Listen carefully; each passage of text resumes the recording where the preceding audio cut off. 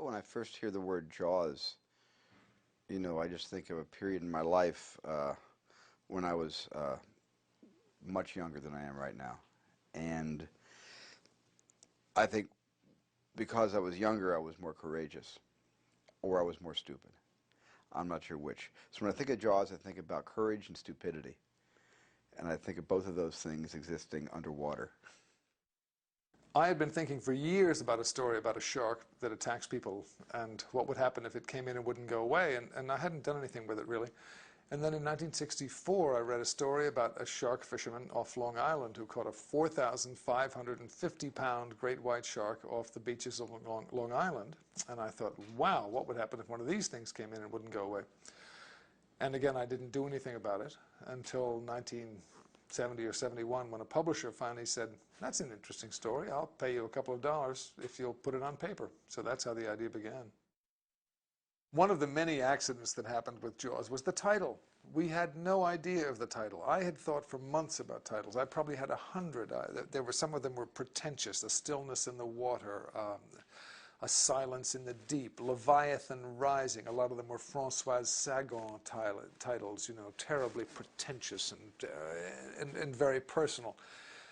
There were the Jaws of Death and the Jaws of Leviathan, and they all sounded dramatic or melodramatic or weird or pretentious. And we came up to 20 minutes before production, and my editor and I were having lunch at a restaurant called the Dallas Cowboy in New York. And I said to him, look, this was Tom Congdon, we cannot agree on a word that we like, let alone a title that we like. In fact, the only word that we even think means anything, that says anything, is Jaws. Call the book Jaws. And he said, what does it mean? I said, I don't know, but it's short, it fits on a jacket, and it may work. He said, okay, we'll call the thing Jaws. At first, nobody knew what they had here, including myself. It was a first novel. It was a first novel about a fish, and it really had no great prospects. But Tom Congdon, the editor of Doubleday, sensed that there was more here than just a first novel or a first novel about a fish. So it was sent out to the Book of the Month Club and the Literary Guild and Bantam and other paperback houses. And the first response was from the Book of the Month Club, which made it an A book, which means that it is selected for a main selection, or it is in the running for a main selection. And suddenly people began to think, whoops, we may have something more here than just a first novel, which nobody will read, and a first novel about a fish, which who cares less. So then the Reader's Digest selected it as a selection, and the Book of the Month Club made it an A book, main selection, and then Bantam bought it for what was then an enormous sum of money, $575,000. And then it went out to the movie auctions. And in those days, we're now talking many, many, many years ago, it went to Zanuck and Brown at Universal for $150,000. Which was, to me, the moon. I had no money at all. I had, in the bank, $300. Both Dick Zanuck and I saw or heard about the book at identical times.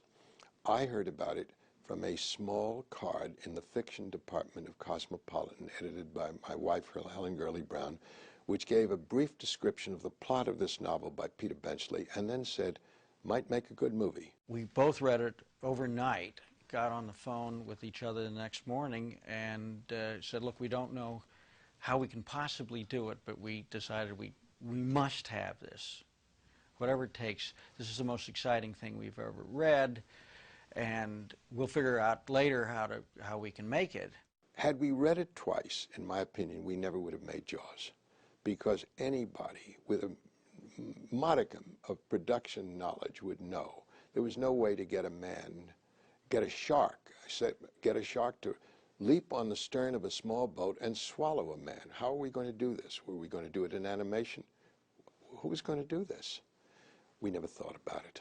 We just loved the book. We thought it would make a very good movie. And the deal was subject to a meeting with Mr. Benchley, who we'd never met before, actually. And the agency also very much wanted us to tie a director of theirs, one of their clients, into this whole package. And so we had agreed to, I'm not going to mention this person's name because this is not a flattering story, but we had agreed in our anxiety to secure the rights to the book, to put on this person as a director. There was a director, and I really don't remember who it was, who kept saying, "I've always wanted to make a movie about a whale," and at the end of it, Zanuck said, "That's the end of that." When the director who was going to direct A Whale was vanquished from our sight, and here was Steven Spielberg, director, filmmaker, Sugarland Express, right within sight of us. Stephen actually, and there are many versions of this, Stephen will tell you his, probably the true one. I just remember seeing a very large, a block of pages that said Jaws on it, and I didn't know what that meant. Jaws, was it Jaws? Was it like about a dentist? Was this, was it because Jaws did not have it was not in the national consciousness at the time. It was just a word. It was kind of an unusual word, and I remember borrowing a copy to read over the weekend and discovering, with completely uninformed, not knowing, that it was a book about a great white shark, a predator, off a beach in a kind of Cape Cod-esque town. I had no idea this was about to become one of the best-selling books in the nation. And I read it, and I suddenly said to myself, wow, this is just like a movie I just made about a truck and a hapless driver called Duel. And of course, I'm young and I'm stupid, and I'm saying, Duel, gee, that has 4 words. Duel has 4 letters, and Jaws has 4 letters. And they're both about these leviathans preying upon every man, and I saw such a comparison between the Duel, which I had done previous to Sugarland Express, and Jaws, and I said to myself, this is kind of the sequel to Duel, only it's on the water. And I got very interested in it, and because coincidentally the producers of Jaws had just been my producers on my first feature, Sugarland Express, Dick Zanuck and David Brown, I asked them if this was something I could direct next. The first thing Dick Zanuck and David Brown said to me is, we want to get rid of the backstories. We want to make this an A to Z adventure story. We do not want to have any of that involvement with a romance between Hooper and Mrs. Brody. We don't want to talk about the mafia. We don't want to talk about anything like that. We want to make this a straight-line adventure story. Peter Benchley did a very good adaptation of his own novel, and then Peter kind of turned it over to me and said, here it is, and do with it what you want. And at that point, I didn't quite know what to do with it, because it wasn't the movie I wanted to make next, and I quite didn't know the movie I wanted to make from the novel Jaws, except I knew about the 3rd act, and I knew about the 1st act. I just didn't know about the 2nd act, which was going to be about a 60-page 2nd act. And I remember sitting down and writing the script myself, and doing an entire draft myself from beginning to end, which I haven't shown to very many people, and I don't even think I have it anymore. But I remember a few of the scenes did survive the movie and wound up in the film. But it was more of an exercise for me to become familiar with what I wanted Jaws to become. And it was an exercise that was very beneficial, because I suddenly had a vision of the film, even though I didn't possess the skills to write it. And David Brown suggested, and Dick Zanuck both suggested, that I go to Howard Sackler, who had written The Great White Hope. We went from Peter Benchley to a writer by the name of Howard Sackler, who was a Pulitzer Prize winning playwright who wrote The Great White Hope. And he had been working on something else for us. And he also was an expert scuba diver, and scuba dived all around the world, was very familiar, as is Benchley, by the way, great diver, very familiar with sharks and underwater activity. Howard Sackler specifically asked not to have credit. He only had a limited time to give to the film, and therefore he said, I don't want credit. But he was, I think Spielberg would say, he was very important in that terrible phrase of motion picture making.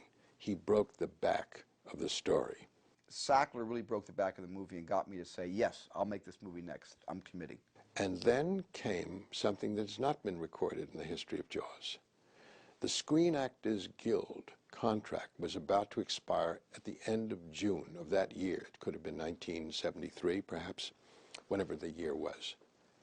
And the studio decreed that no movie would be started that could not be finished by June 30th of that year, because they didn't want to be struck. That is, that photography was completed.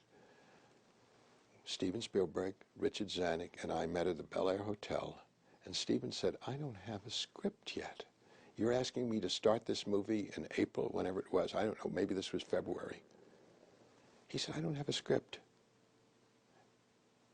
And I said, who can we get? He said, there's a man named Carl Gottlieb. I'm thinking about him in the movie. I was hired first as an actor because if I was going to be on the set, I could at least help in the improvisations and the crowd scenes and finding stuff to do in the moment, which had been my job on stage at the committee as an improviser.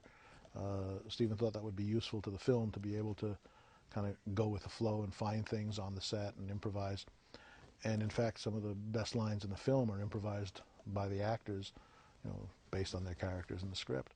I asked Carl Gottlieb, who was a friend of mine, to come in to do a polish and to actually help me, you know, if I wanted to improvise scenes, Carl would be there to help organize the improvisation and put it on paper. I said that we have a chance to make a movie that's going to do for the ocean what the shower scene did to Psycho in terms of affecting a generation with a kind of a fear of the water. And to this day, when people come up to me and learn that I've worked on the screenplay of Jaws and talk to me about it, inevitably the first thing they say is, you know, that whole summer I didn't go swimming, or I've been afraid of the water ever since that movie, or I'm always thinking of sharks when I go swimming. In Hawaii I don't go swimming at all. I hear that to this day. So surprisingly enough, that was my first reaction to the script and the story, and it's the thing that appears to have carried through and is one of the overwhelming impressions that we made. It's, you know, become popular culture. When you do a straight-line adventure film like Jaws, anything that doesn't contribute to the suspense or the humanity or the horror has to go. I wanted to introduce Quint, not in his boat laughing at all the yahoos on shore, and that one little visual where the orca goes by with Quint laughing and chuckling at the tiger shark that obviously isn't the predator that's been killing all the people in the vicinity. I had this other thing that I'd written in my script, because as you recall, I wrote an entire script of Jaws after Benchley and before Sackler, and this was one of the scenes that I had written, that Robert Shaw, or that Quint, is in a movie theater watching Moby Dick on the island of Amity at the local movie house, and he's laughing all the way through it. He can't stop laughing. It's so silly, the mechanical white whale, Ahab with his big harpoon, stabbing the whale as he's lashed to the belly, and the whale sounding and coming up again, and he's still, you know, this little mechanical figure is, you know, still sticking the little mechanical harpoon in the whale. And I just had Quint laughing hysterically, laughing so hard and so sort of maliciously that people get up and start leaving the theater until he's all alone in the theater, and his laughter can be heard right down the street. And that was in my script. But in trying to get the rights to Moby Dick, which Gregory Peck controlled, Greg wasn't opposed to the use of that scene that way in Jaws. He just claimed that he wasn't really proud of Moby Dick. It was not the proudest moment, you know, in his body of work, and just didn't really want us to either make fun of it or just include it at all in the movie, so we could never get the rights to use Moby Dick. That's part of the filmmaking process. You write stuff that you think you want to see in the movie, and then as you sit down and analyze it, for all kinds of reasons, for dramatic reasons, it's hard to fit them in, or for production reasons, or sometimes they're redundant. For example, the guys on the pier, one of them losing his leg. Well, we have a guy losing his leg elsewhere in the film, so it was, you know, one lost leg too many. I mean, it would have given the shark a match set, but for us it was not as useful to the plot. It would have been repetitive. I had this idea that there's a harbor master, and he's in his little shack, and there's all these sailboats. It's night, and there's about 20 sailboats with just their masts sticking up. And the harbor master, in my script I have, he's actually watching a movie with Glenn Ford called Don't Go Near the Water, which I thought film aficionados would get off on. They'd say, oh, that's really clever. He's watching Don't Go Near the Water. And meanwhile, way in the background, you notice as he's watching this movie, one mast starts to go like this. And then the ship next to it, that mast goes like this. and then the third mast goes like this, and the fourth, until all of a sudden you see in sequential order, something is traveling beneath the keels of all these sailboats, and all the masts are moving, getting closer and closer to the harbor master. As the harbor master goes down to clean out his coffee pot in the harbor, and as he gets down there to clean out his coffee pot, he, of course, is taken by the shark. And that was a scene that was in my original script that we just actually basically couldn't afford to shoot. In its place, I wrote this other scene, which was also in my original script, that slid over to this one, which is the pier. The two fishermen who take the Sunday pot roast and a huge chain and a large Texas Chainsaw Massacre style hook and toss it into the current. The tide takes it out, and of course the shark takes the bait, and the pier comes right off. The guy comes off the pier. The reason I wanted the scene in the movie was for one shot. Not seeing the shark was important to me because it was scarier, in my opinion, seeing the pier going off, stopping, and turning, and the pier itself coming back for the swimmer.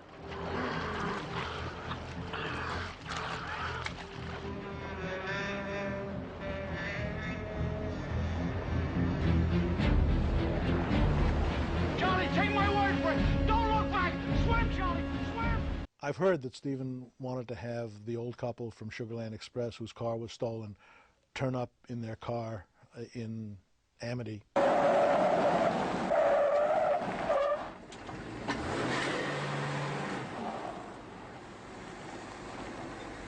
What's the story?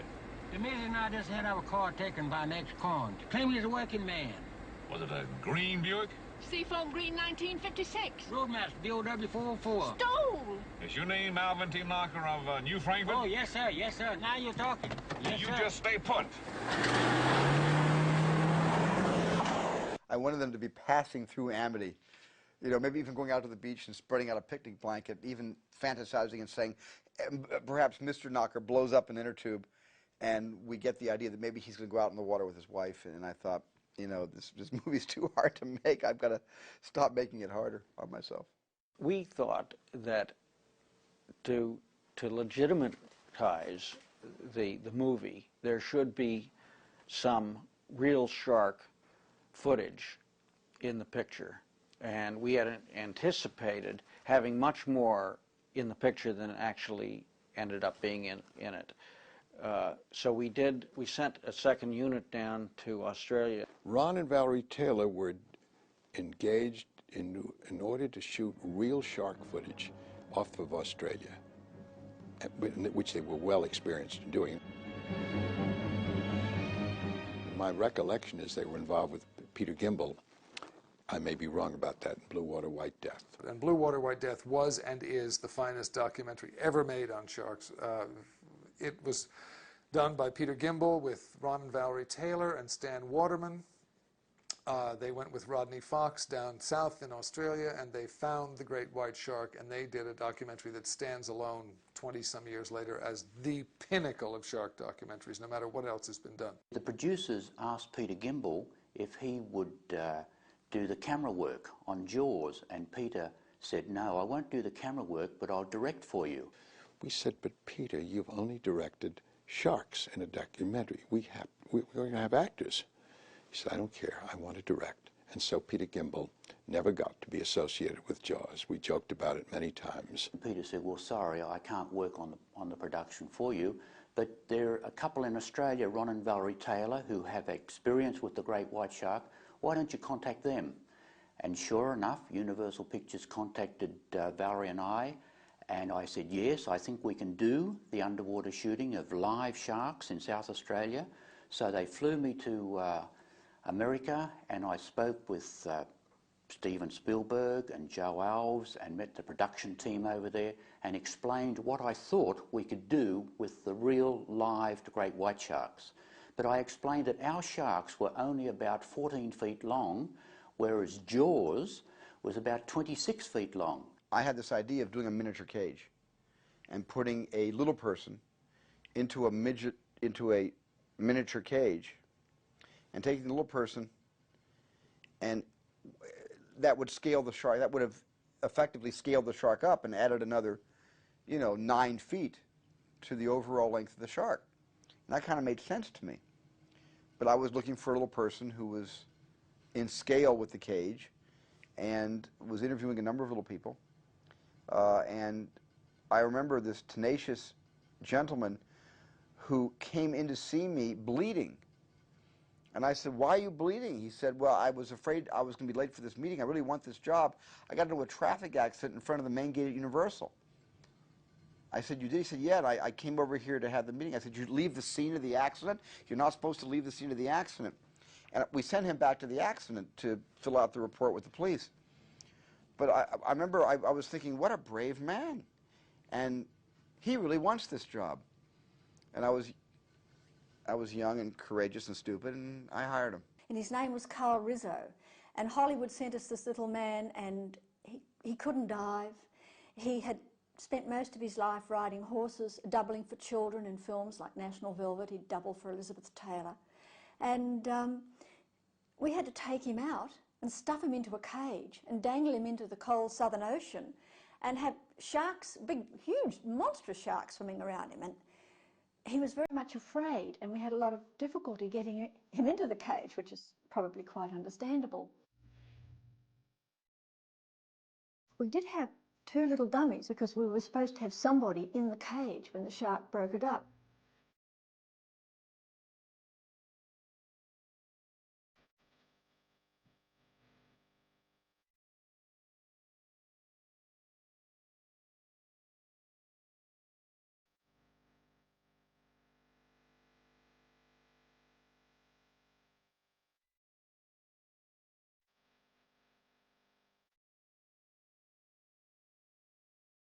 We had Carl, and he was much better. He looked better in the cage. He moved around a bit.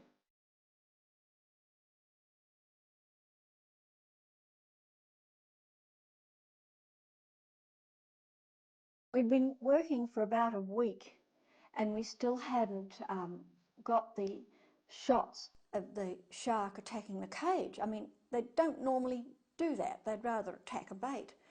And there were 3 sharks in the area at the time, and 2 of them were fairly timid, but one of them came in, and he was a big, strong shark, and he swam around, and we had the small cage, the half-size cage, hanging on a bridle attached to a winch on the deck of the Skippy, and he swam over it and got his nose caught in the bridle and tried to swim forward and became trapped. And when a white shark is trapped, it goes crazy, and that's exactly what he did. And Ron was filming underwater, and actually that's how we got that footage, and they used it. They wanted someone in the cage at the time, but there was nobody in the cage, so they changed the script to suit that particular sequence because it was so dramatic.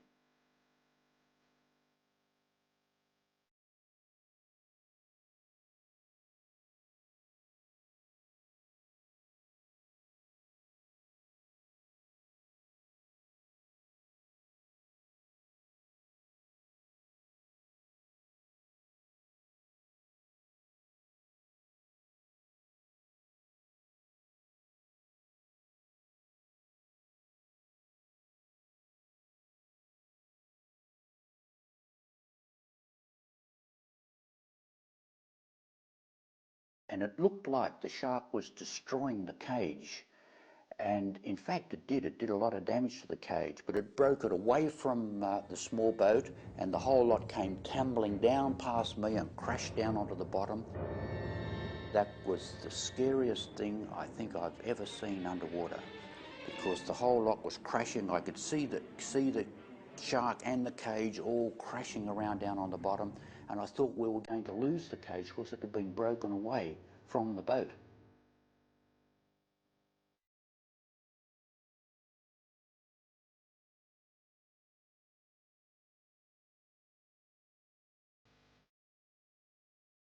The shark got out and swam away, but there were 2 other sharks still in the area, and there was no way that I could swim out of my cage and attach a rope. So what we did, we lowered my cage down onto the bottom, and I put my feet through the bottom of my cage and picked my cage up, almost like a lady pulls her skirt up, and walked the cage and myself over the bottom about 50 feet to the other broken cage which was laying on the bottom, tied it to my cage, and then I signalled for them to pull us both back to the surface.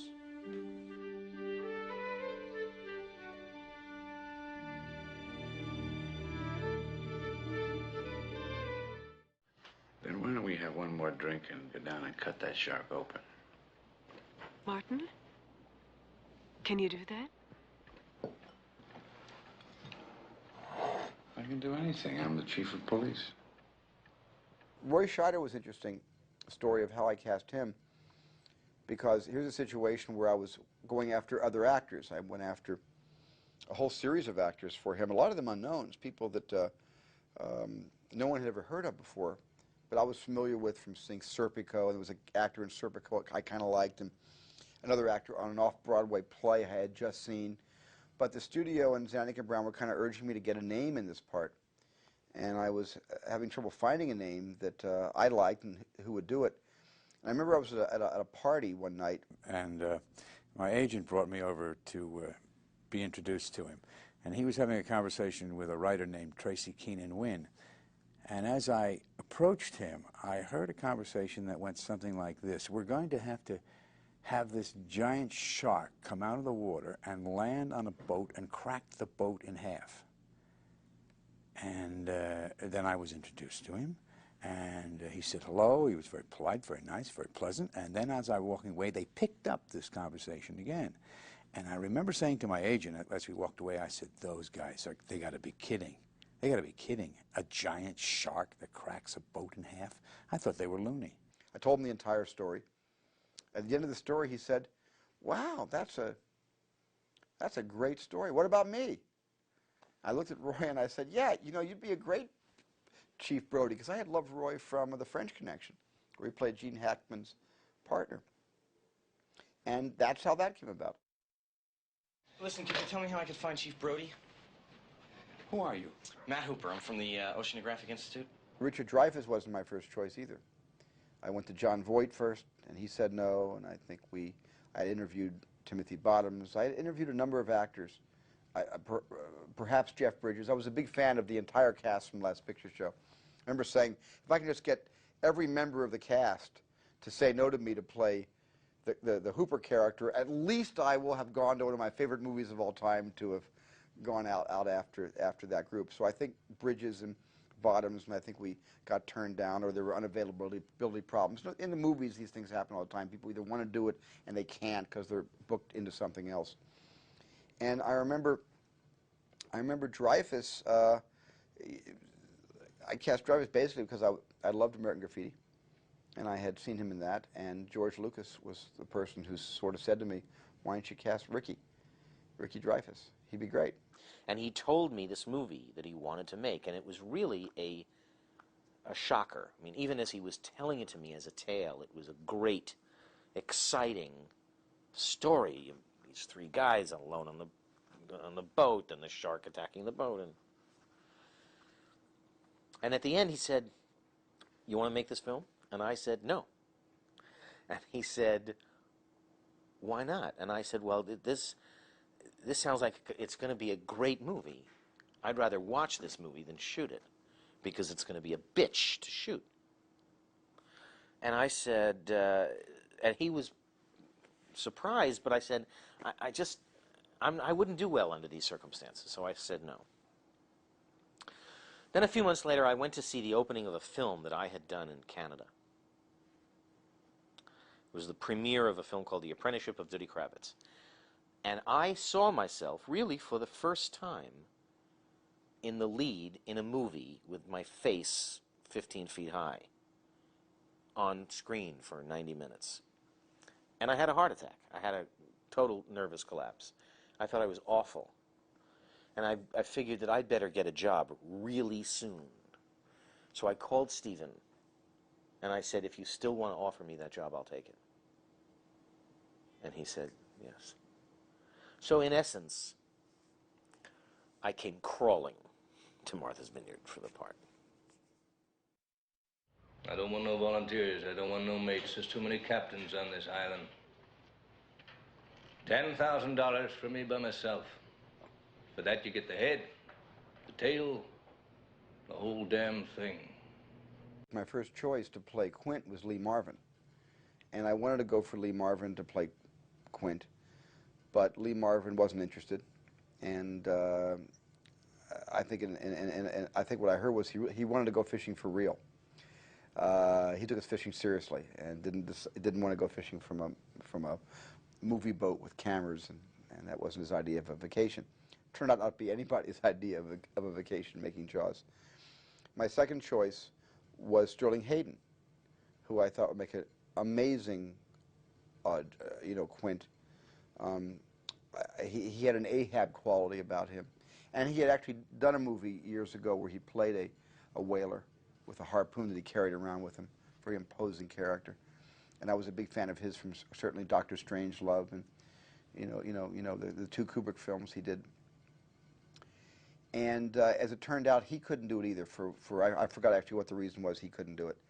And there were other actors who wanted to play Quint, and then Dick Sand and David Brown suggested Robert Shaw. It was their idea because they had just worked with Robert Shaw in The Sting, which they produced, and loved him.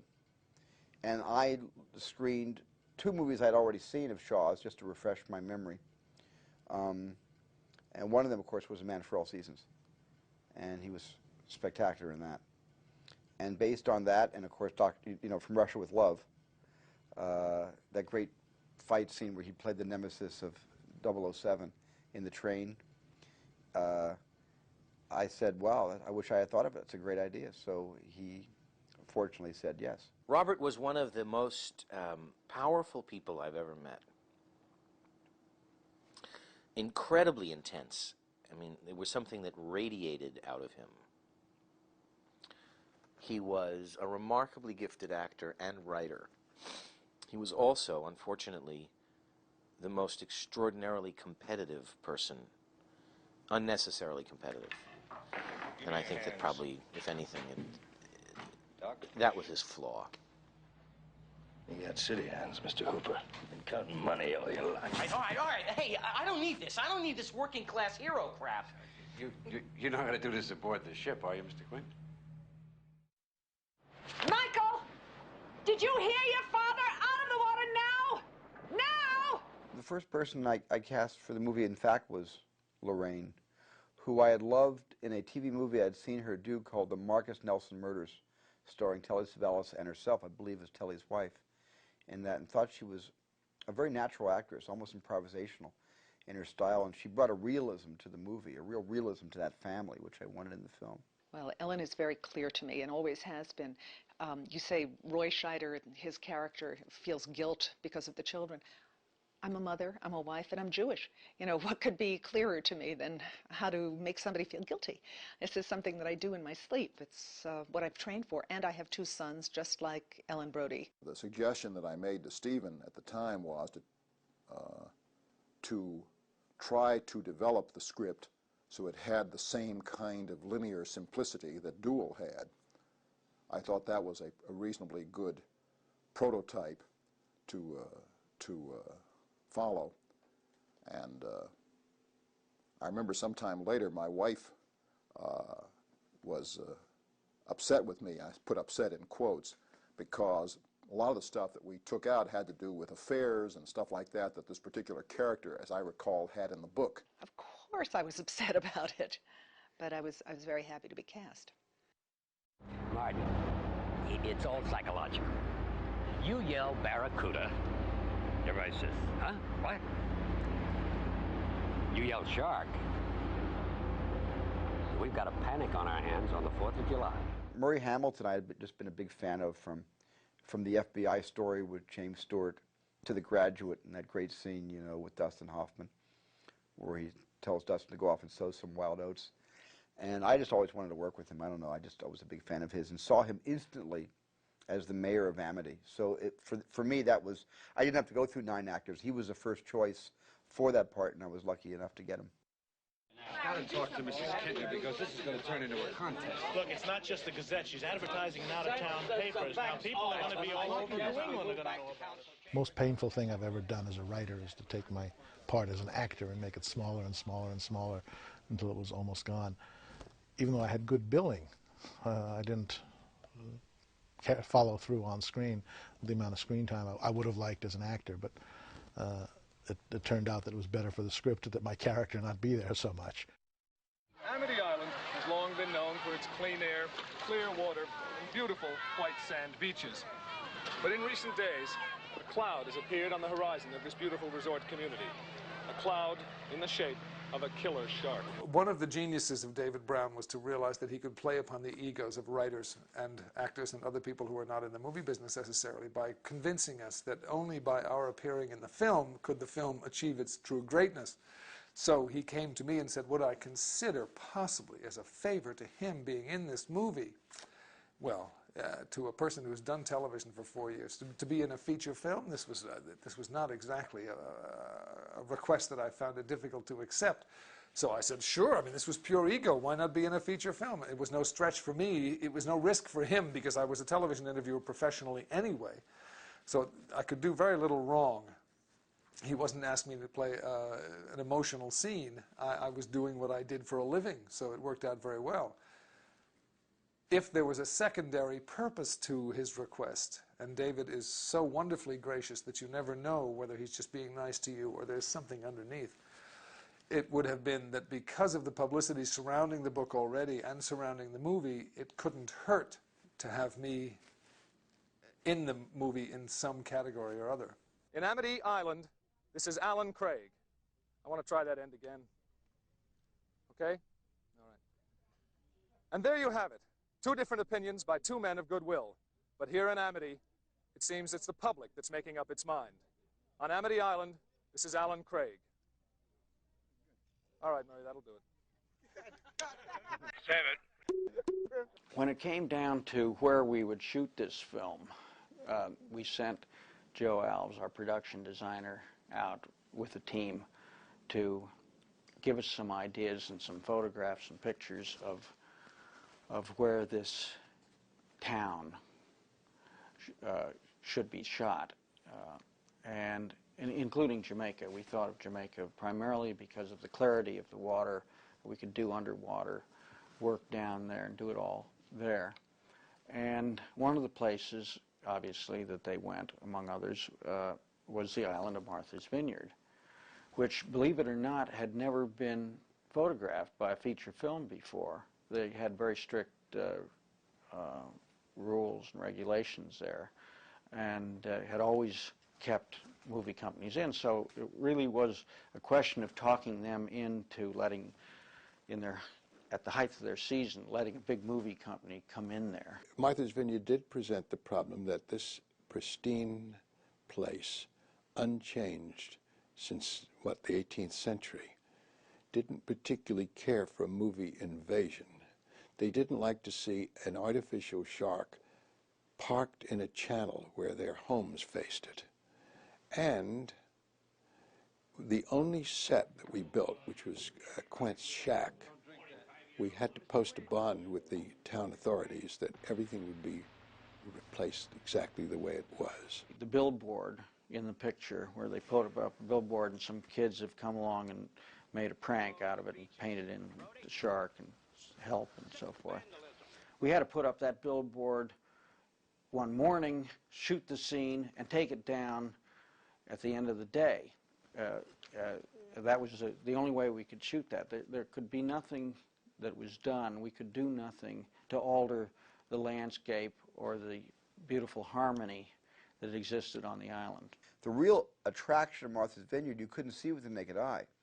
It was the fact it was the only place on the East Coast where I could go 12 miles out to sea and still have a sandy bottom only 30 feet below the surface of the water, where we could put the shark's sled and where the mechanical shark could function. So Martha's Vineyard was chosen less because it was a very picturesque village. I could have shot this movie in Sag Harbor or Montauk or a number of places. It was because of that sandy bottom 12 miles offshore. It's very important that no matter what direction my cameras turned, I didn't want to see land. I felt, my fear was, the minute the audience saw land, they'd say, look, this is getting pretty intense out here. Just turn the boat around and go toward that land that we keep seeing in your movie. I wanted the audience to feel very cut off, like they couldn't just run back to shore because there was no shore to run back to. I was tipped off by somebody on the crew, we're still here at the Universal lot, that Stephen was going to come in and he was really thinking about withdrawing because he was very concerned by the way things were going. The shark wasn't working. It seemed hopeless. The script was far from perfect. And he had, a few weeks before, he had some T-shirts made up with a big shark on it saying Jaws. And so knowing what he was coming in to talk to me about, I put on the T-shirt. I took off my shirt and put on this T-shirt and was sitting behind my desk when he came in. And just seeing me there, I think, in front of the desk with this T-shirt, and I was saying, this is the greatest, we're going to, you know, kill him with this thing, it's great, and you're going to be great for it. It kind of lifted him back into, because Stephen is the most enthusiastic man I've ever met, and it brought back that enthusiasm. What's your name again? Chrissy. Where are we going? Swimming. I started doing stunt work, and I specialized in water, so a lot of times when the water stunts would come up, I got into doing the water stunts also. Steven Spielberg was a little bit leery having me because I wasn't an actress per se. After the first day of shooting, we did the beach scene the first day, the party scene at night, and we got along wonderful after that. So whatever I did, he liked, and it was great. He was a great person to work for.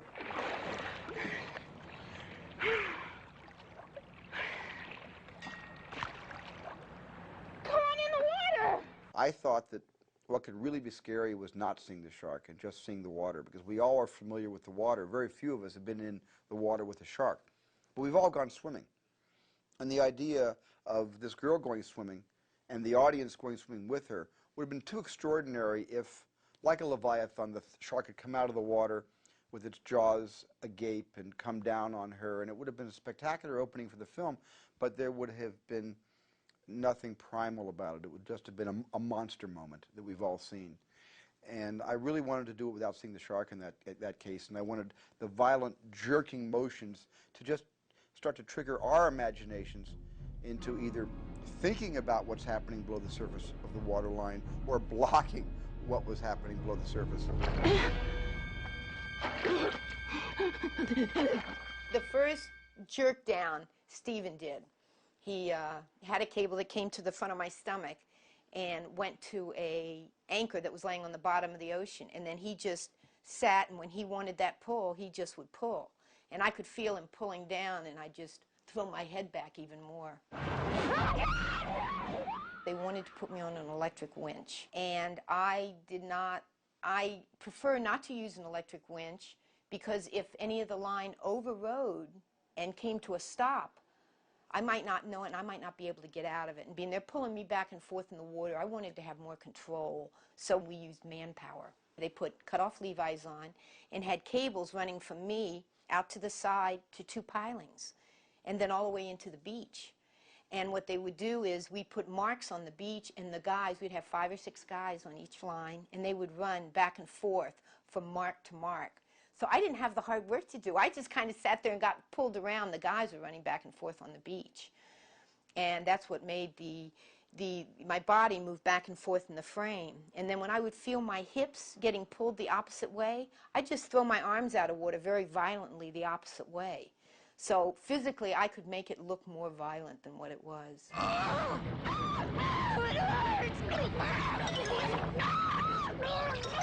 I went to a marine store and bought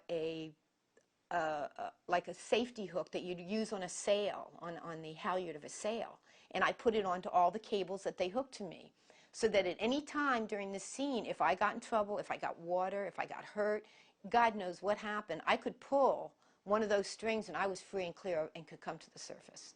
So what it was it allowed me, if I got in a spot, to free myself. Because how would anybody know if I was hurt or I needed anything? I'm out there screaming like a fool. In the scene where I was pulled into the buoy, Stephen said, well, let's have you say something, and we'll have you say, oh, I know, the Lord's Prayer. Don't the Catholics like say something if they're going to die, or they say something that they're going to say in the confessional, asking God to forgive you for all your sins? And unfortunately, I hadn't been going to church for the last few years, and I could not remember it. And I swear there was 8 Catholics on set, and between the 8 of us, we could not come up with it. I felt very bad.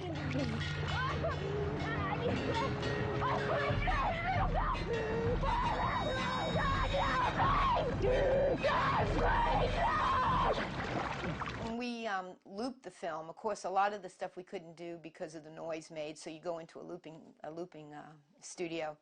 And the idea was, how are you going to sound like you're in the water sitting in a studio? So we came up with the idea of getting a baby bassinet and filling it with water. So I'm sitting on the sound stage, you know, with the film up on the screen, on a stool with my little bassinet, and Richard Dreyfuss came in. Well, I came to visit Stephen, or I came to do my own looping. I'm not really sure now. It was so long ago. And I walked in, and Stephen had this beautiful girl's blonde head reared back like this, and he was pouring water down her throat like this. I'm telling her to scream her bloody lungs out, which I thought was a rather interesting way to spend the afternoon, but not particularly comfortable for her. But it does work for the movie. I mean, the reason they were doing it was to make the appropriate sound, and they couldn't do it any other way, so he just poured that water down her throat.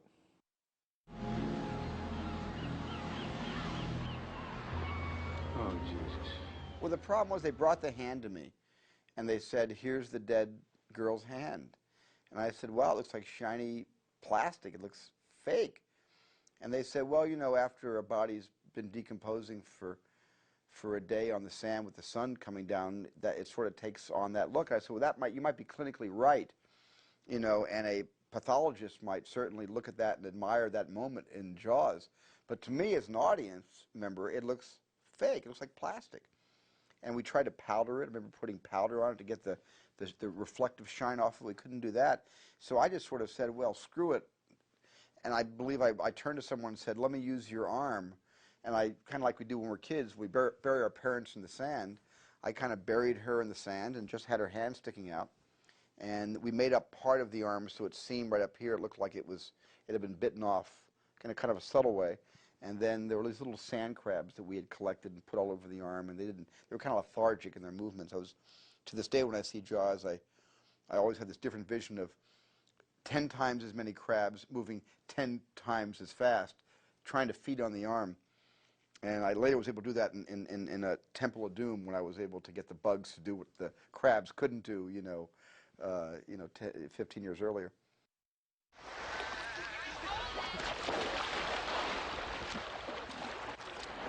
The death of the Kintner boy and all the paranoia and the tension and the suspense leading up to the actual attack when he's out on the raft, I, in my mind, wanted to do it in one shot.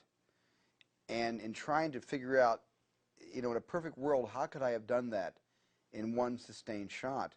I came up with the idea to have bathers with different colored bathing suits walking in front of the camera that would wipe off Roy Scheider, and the same color in the reverse, moving in certainly the other direction, would wipe on what he's looking at, which, even though it wouldn't be one shot, would give more of a seamless feeling and much more of a clear point of view, that you knew who was looking at who, that all this must be from the police chief's point of view. The scene's about him. It's about his reaction. It's not about the Kintner boy being killed. It's about the chief of police, his fear of the water, his chief responsibility to protect the public, his fear that there is a shark out there, and he knows it's out there, and these people are going swimming anyway.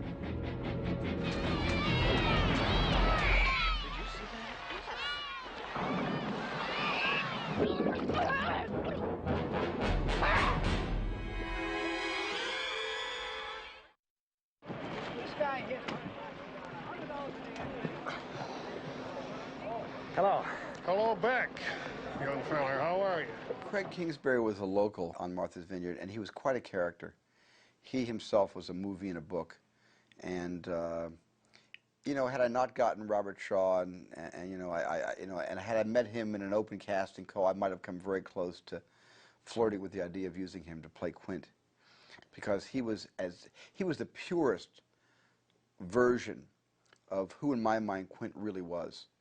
And when I met him, he just came up with this great dialogue, and I kind of kept increasing his part. And just by meeting him, I said, I want you to be in my movie, and you can make up your own dialogue. And he made up all that stuff when he's in the boat, and he says, you know, you're going to wish your mothers never met their fathers when you start, you know, piling into those reefs, boy. When we get them silly bastards down in that rock pile, there'll be some fun. They'll wish their fathers had never met their mothers when they start taking their bottoms out and slamming into them rocks, boy. There's no shortage of drunks on the island. Craig Kingsbury had the distinction of being the only guy who was driving under the influence a team of oxen and was loaded and smashed and driving these cows around. Just in talking about fishing and sharking and this and that, you know, Craig gave me some great lines. And, you know, one of the lines was, you know, it's not like going out there to get a great, it's not like going out there to catch bluegills or tommycods. That's Craig's line. I'll catch this bird for you, but it ain't gonna be easy. Bad fish. Not like going down the pond chasing bluegills or tommycods. This shark, swallow you whole. Craig Kingsbury, because he played Ben Gardner, got to have his head life cast for the mold for the severed head that appears in the film.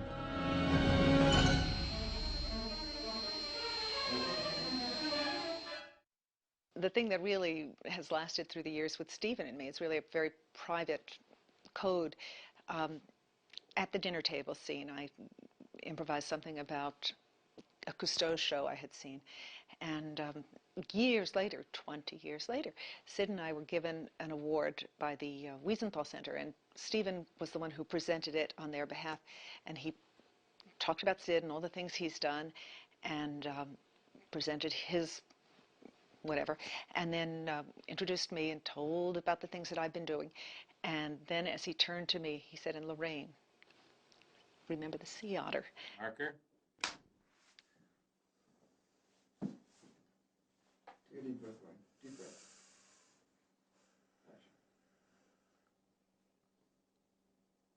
Did you see the television special, the Cousteau special on sea otters, where the mother was killed in front of the baby?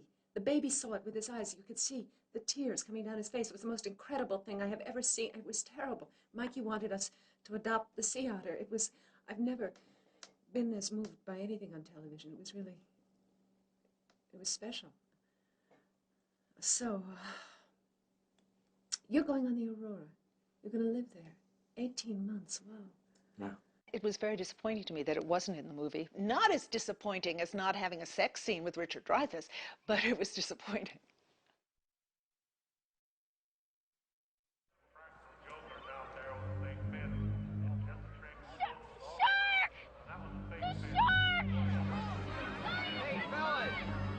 I was going to be a victim in the estuary. I'm in a boat, in a little rowboat, and the way they shot it the first time, where I'm in the shark's mouth with a blood pack in my mouth, I'm going on top of water, underwater, on top of spitting blood out, and I'm trying to make a lot of movement, but it was very awkward the way this seat was, and I was trying to make a lot of movement like I was in the shark's mouth, going underwater, on top of water. And then I see Roy's son staring at me, and as a last-ditch effort, the shark is heading right towards him, and I just make a move to grab him, and I let him I think I just touched him, and I let him go, and then I go underwater and disappear. Well, what happened in that scene is, it was so violent and so horrendous that they couldn't use it. It was just too violent, period. And I was in this little bucket seat strapped into it, and the shark fin was behind me on a sled. I had the kid in my arms, and I was going to take him underwater, and then I let him go, and then the sled went underwater. Teddy Grossman is in the jaws of the shark. The shark's underwater, and Teddy, like the maidenhead on a ship, is traveling toward this kid vomiting blood. That's much more horrible than what I had done, in the first third of Jaws. And I just didn't like it. It was too bloody, and I thought it was in bad taste, so I cut it out. Come on, isn't no Boy Scout picnic. See, you got your rubbers.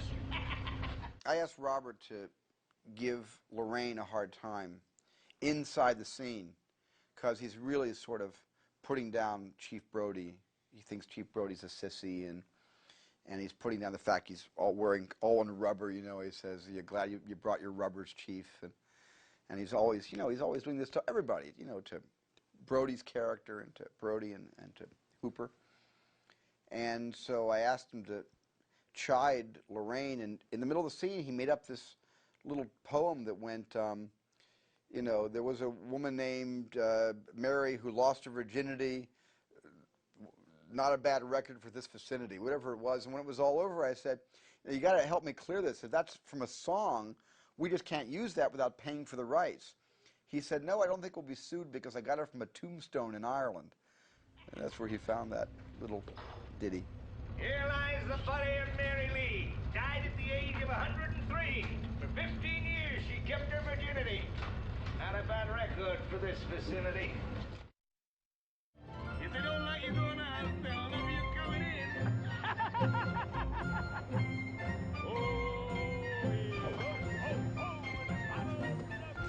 For Jaws, I wanted the color red to be the blood, and not to be a bandana around someone's neck or a plaid overshirt or the letters on a boat. The only red I wanted in the movie was blood, and I told the production designer, Joe Alves, at the very beginning, to please, when you're designing the picture and you're finding your colors, don't find red, just allow red to be the blood. And in a sense, I think we pretty much stuck to that. I think that's what happened. We did have red wine, but there's a bit of a symbol, it's a bit symbolic. Keep that chum line going, Chief. We got 5 good miles on him. When the shooting started at sea, the production got a lot more difficult. That's when they started worrying about wind and weather, when they could spend a day on the ocean and get 6 seconds of usable film because of boats on the horizon, because of malfunctioning shark. The problems of shooting at sea are enormous because the wind, the waves, everything is moving, and nothing stays the same for more than 50, 60 seconds. I would set up a shot, and I'd get my camera all set, and all of a sudden the electrical barge would start drifting in a tide that was moving this way, and the Karen barge would start drifting this way, and the Orca would start moving around on its 2 anchors, and before you knew it, we were all out of position. It took another hour and a half to re-anchor and get set again, and just as we got set, sailboats from a regatta would come in. You're shooting towards the horizon, right? And the camera has got the horizon. Boop. Then all of a sudden we would see a little sail. And as soon as that sail was in shot, we had to stop and wait till it went all the way across here, which took an hour and a half, and hope that at the end of that hour and a half, another one didn't come. So we were always like, we were, as the sailing ship went off, we were going like, ready, speed, action, no, there's another one, oh, God damn it. We were always, that put 3 hours a day onto our schedule. And I'd sit there saying, okay, do I wait here for an hour for the regatta to pass, or do we turn 18 to 25 anchors, move everything to look in this direction? And we used to do calculations and say, it'll take an hour for the regatta to get from here to here, and an hour and 10 minutes to get all your anchors and look back this way. Let's wait for the sailboats to move out of the shot. And it just was frustrating for all of us. Now, everyone got seasick. Sooner or later, everybody got seasick. Robert was really, really seasick one day. And he had to shoot a line, a very simple line. The line was, "Hooper, you idiot, ain't you watching?" Okay? He had to be helped into the chair. And anyone touching him, it hurt him just to be touched. And we were all hoping that he'd get it. Nobody was critical. Nobody was, mocking. Nobody was standing apart and pointing fingers. We all knew exactly what he was feeling. He just couldn't help it. But we also knew that he wouldn't be able to do this, that this scene, however small and, you know, of the moment, would not get done today. Stephen set up the camera. Robert was here, and he had to turn into the camera to say this line. He literally went,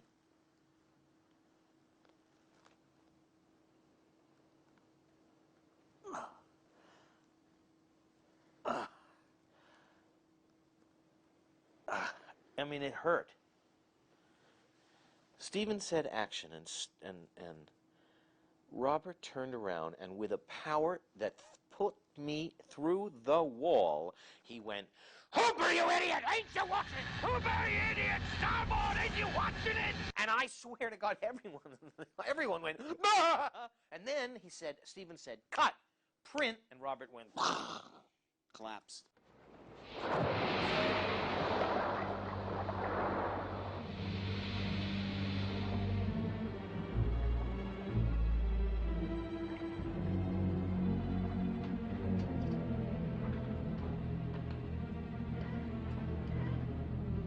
You're going to need a bigger boat. One of the most remembered and oft quoted lines in the movie is Roy Scheider saying, "We got to get a bigger boat," which he improvised on the set, and I acknowledge that as a writer. You know, I'm pleased that he said that. The line, "We're going to need a bigger boat," which has become part of the language for people who are faced with an insurmountable problem.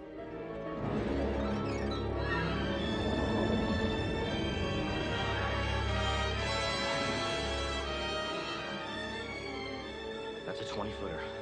25. 3 tons, Alan. The studio was overloaded with their own effects projects at the time.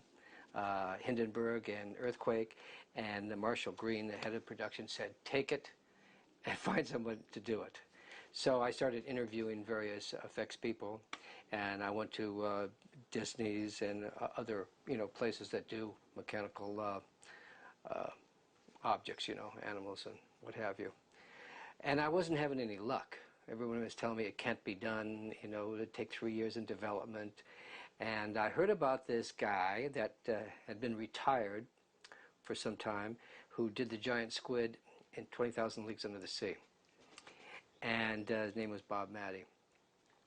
And so when I met Bob, I didn't get the usual pessimistic attitude that you can't do this, you can't make this full, size shark and you shoot in the real ocean. And instead I got this very enthusiastic, yes, we could do anything. Probably the reason that Stephen and I decided, in a naive sort of way, that we were going to build a full-size shark and shoot the real ocean and not a tank or not a miniature. And maybe that was lack of experience or whatever, but everyone kept telling us we couldn't do it. So when I found Bob Matty, who actually had made some of these giant creatures, very enthusiastic about it, it was very encouraging.